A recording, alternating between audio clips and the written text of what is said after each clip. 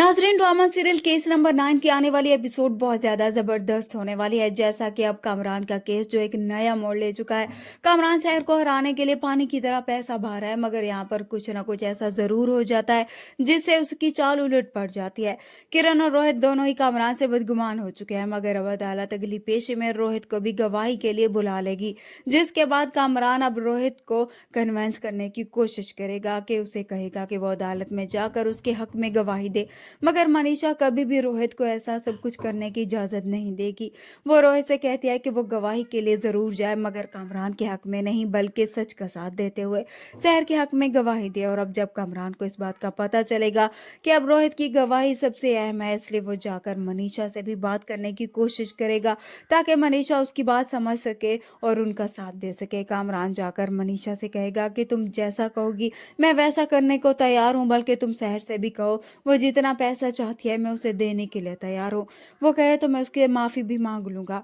कामरान की ये बातें सुनने के बाद मनीषा को और भी ज़्यादा गुस्सा आएगा कि एक लड़की का रेप करके वो उससे सौदाबाजी करना चाह रहा है। वो गुस्से में कामरान से कहती है, तुम अगर यहाँ से नहीं गए तो मैं शहर को फ़ोन करके सारी हकीकत बता दूंगी कि तुम यहाँ पर उसकी बोली लगाने के लिए आए हो। जिसके बाद अब रोहित अब फौरन से ही मनीषा को रोक लेगा, वो शहर को फ़ोन ना करे बल्कि हम तीनों साथ बैठकर ही बात करते हैं।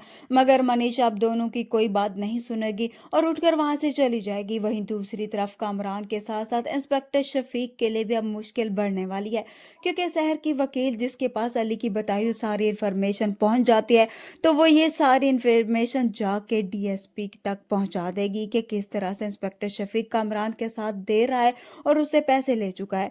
जिसके बाद अब डीएसपी, जिसे पहले इंस्पेक्टर शफीक पर शक होता है, अब वो उसे अपने पास बुलाएगा, उससे पूछेगा कि आखिर उसने कामरान से कितने पैसे लिए।